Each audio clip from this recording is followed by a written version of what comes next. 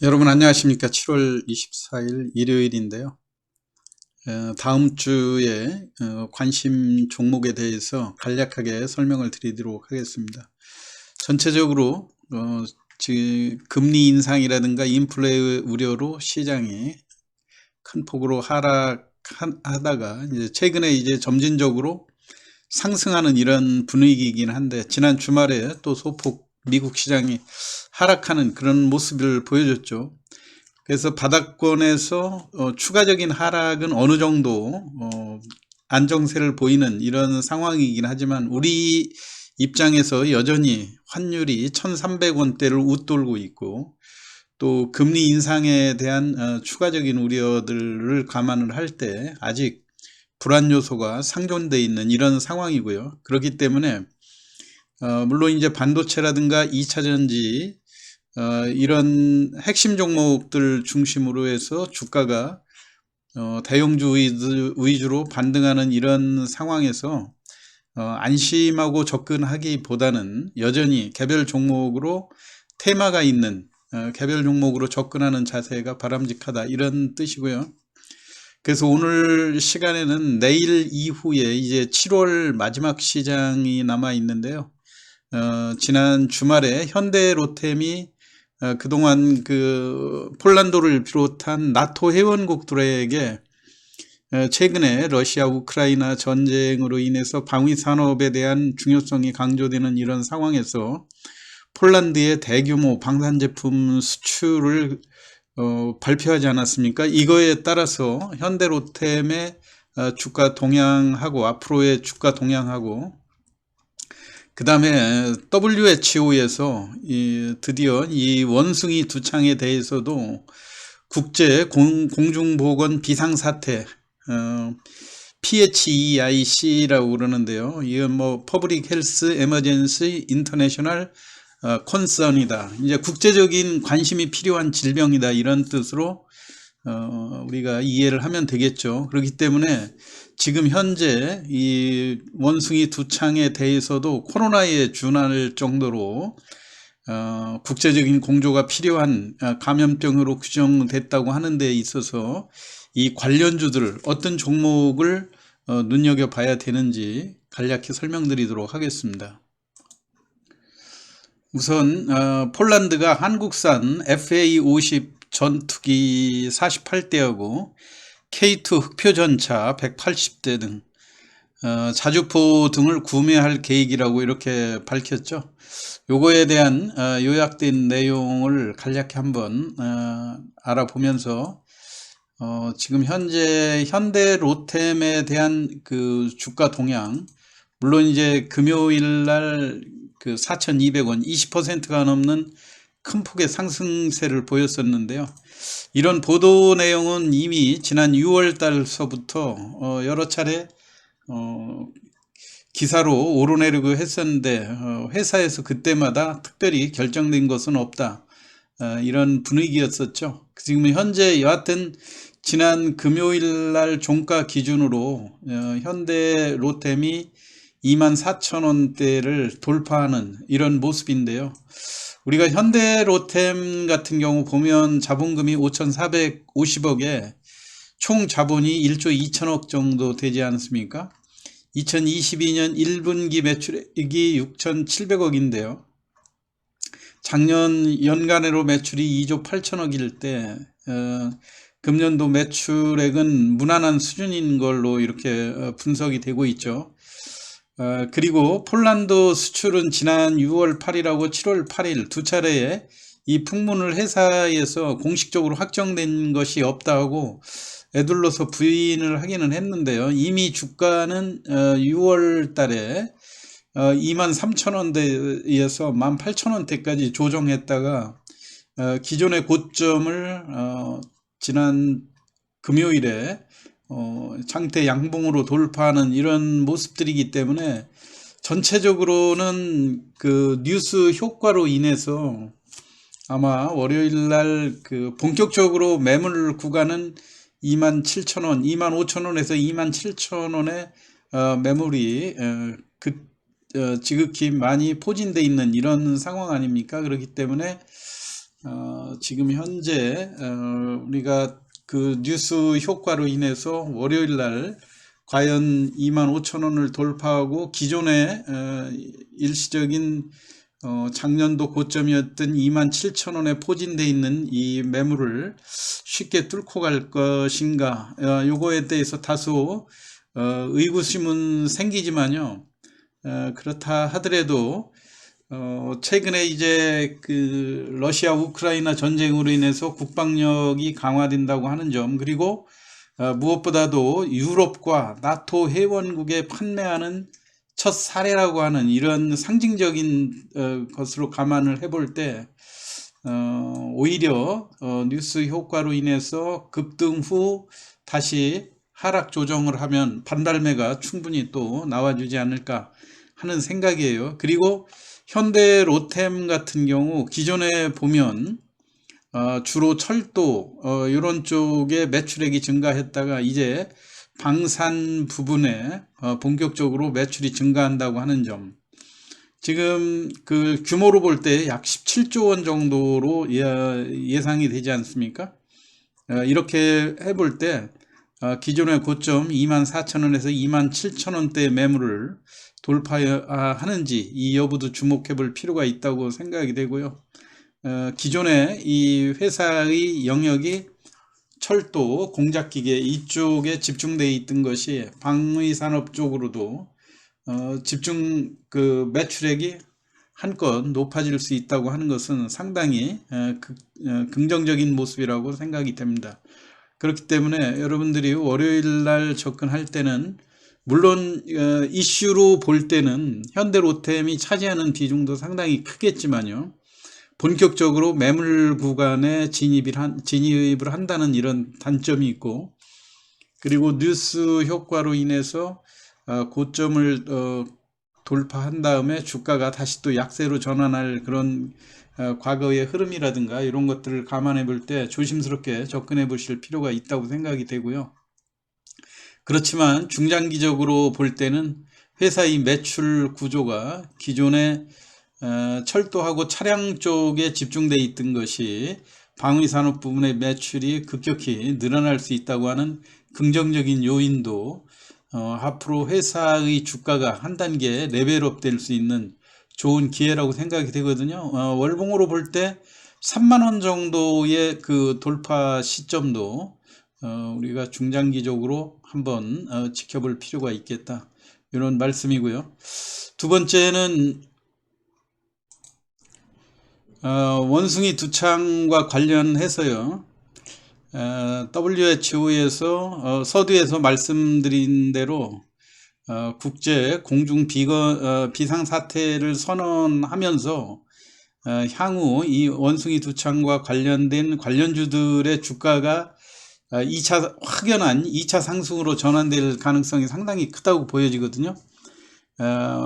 그 증상이 발열이라든가 두통, 근육통, 임파선염, 오한 등 기존에 우리가 코로나가 단순 감기로 정도로 치부될 정도로 그렇게 이 통증이라든가 이런 것들이 미약했다고 한다면 이 원숭이 두창에 대해서는 다소 좀 물론 이제 전파력이라든가 이런 것들이 크지는 않지만요, WHO에서 국제 보건 비상사태를 선언했다고 하는 데에 큰 의미를 둬야 될 거라고 생각이 되고요. 여러분들이 일단 그 종목으로 볼 때 우리가 이제 미코바이오메드라든가 부광약품, 또 블루베리 NFT, 녹십자 MS, 엑세스바이오 이런 종목들을 살펴볼 수 있지 않습니까? 우선 에코바이오메드 같은 경우 간략히 시간 관계상 간략히 한번 알아보면은요, 지난번에 그 원숭이 그 두창에 대한 보도들이 나오고 국내 확진자들이 나왔다 할 때 하여튼 국내 유일하게 원숭이 두창에 대한 진단 기술을 보유한 기업으로 알려져 있지 않습니까? 지난번 2만원 고점을 기록한 다음에 다소 하락폭이 컸다가 최근에 다시 점진적으로 상승하는 분위기인데, 월요일 날은 아무래도 그 WHO의 비상사태 선언으로 인해서 주가가 다시 주목을 받을 그런 가능성이 상당히 크다고 보여지죠. 아무래도 이번 원숭이 두창에 대한 국제 비상사태 이런 걸로 이 영향으로 다시금 주도주로 부상할 그런 가능성도 염두에 두고 접근을 하시면 좋을 것 같고요. 다만 지난번 고점에서의 대규모 매물이 포진돼 있다고 하는 점, 이런 점들 때문에 다소 월요일날 이제 내일 이후 시장에서 시초가의 진입 여부 자세히 보시면서 조심스럽게 접근하시는 것이 좋을 것 같고요. 두 번째, 시세적, 가격적으로 볼 때 우리가 한번 또 눈여겨볼 종목이 부강약품이거든요. 부강약품 같은 경우는 지난번 코로나 치료제의 임상을 중단한다고 해서 주가가 큰 폭으로 하락한 이후에 이렇다 할 반등을 못 보여줬었는데 최근에 다시 바닥권에서 점진적으로 상승하는 이런 모습들을 보여주고 있죠. 아무래도 가격적으로 접근하기가 부담이 없는 이 가격이라고 하는 점에 있어서 부강약품이 차지하는 그런 비중은 이 아세트 아미노펜 계열의 해열 진통제, 우리가 이제 타이레놀 같은 거 같은 경우를 많이 환자들이 제일 선호하는 그런 상황 아닙니까? 이제 우리가 백신을 맞고도 제일 많이 수요가 되는 대표적인 진통 해열제인데 이거는 이제 존슨앤존슨 계열에서 만드는 거고요. 이제 우리 국내에서 이제 부강약품이 타세놀이라고 하는 것, 이거에 대한 매출도 앞으로 코로나라든가 또는 원숭이 두창과 관련해서 발열 증상이 제일 그 핵심으로 대두될 가능성이 크기 때문에 여하튼 부강약품에 대한 것도 기존의 고점에서 조정받은 폭도 크고 그 다음에 아무래도 매출액이 계속해서 증가할 이런 가능성들이 크기 때문에 가격적으로 접근하시기에는 부강약품이 부담이 없을 것 같다 이런 뜻이고요. 그 다음에 이제 녹십자 MS 같은 경우도 지난번에 좀 주가가 원숭이 두창하고 관련해서 주가가 급등했었던 적은 있었는데 회사가 관련이 없다고 하는 그런 공시를 내린 다음에 주가가 큰 폭으로 하락하고 최근에 이제 바닥권에서 다시 서서히 상승으로 전환하는 이런 모습들이죠. 물론 그 원숭이 두창과 직접 관련은 없다 하더라도 이 진단시약 전문 업체이기 때문에 코로나라든가 오미크론 변이 바이러스 이런 걸로 인해서 1, 4분기에 실적이 많이 매출액이 증가됐다고 하는 측면에서 녹십자 MS에 대한 관심도 시장에서는 조금 높아질 거라고 생각이 됩니다. 물론 그 회사가 공식적으로 관련성은 부인을 했지만 그래도 시장의 특성상 어떠한 그 테마가 강하게 일어날 때 과거의 테마로 묶였던 종목들이 다시 살아난다고 하는 점을 감안을 해볼 때 이 가격적인 측면에서 녹십자 MS에 대한 관심을 기울이는 것도 좋은 전략이라고 보여지고요. 또 하나 이제 진단 키트하고 관련해서 원숭이 두창에 대한 진단 키트도 계열사를 통해서 확보하고 있는 그런 걸로 알려진 엑세스바이오도 최근에 주가가 많이 하락을 했죠. 고점 대비. 다시 한번 상승할 수 있는 계기가 될 것 같고요. 그 다음에 여러분이 이 가격적으로 이 블루베리 NFT라고 하는 회사인데요. 이게 이제 라텍스 고무 제품의 전문 매출 기업 아닙니까?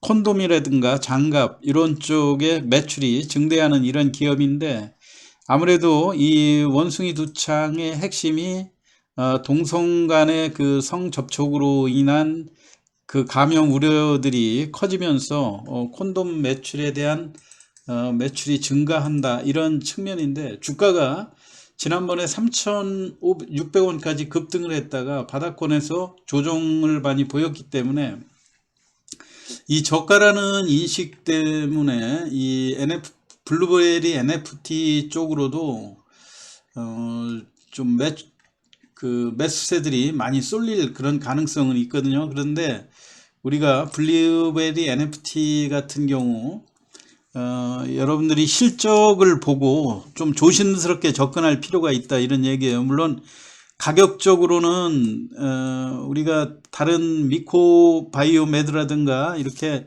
14,000~15,000원짜리 접근하는 것보다 통상적으로 일부 단기 투자 세력들이 저가주 쪽에 집중돼서 매매를 할 그런 가능성들은 있지만, 이 전체적으로 보면 작년도 영업 실적이 상당히 우려되는 부분이 이 블루베리 NFT라고 하는 점이요. 매출액이 125억이고 영업이익이 34억의 적자였는데 또 순이익은 294억의 적자를 기록했단 말이에요. 그리고 이름에서도 알 수 있듯이 이쪽이 그 NFT라든가 가상자산 채굴 등 위험업종에도 완전히 노출되어 있는 이런 상황이어서 수익성이 약화된다고 하는 것이 하나의 단점으로 지적될 수가 있고요. 그리고 이제 대규모 전환사채를 지속적으로 주식으로 전환을 하는데, 문제는 주가가 하락하니까 리픽싱이라고 그러죠.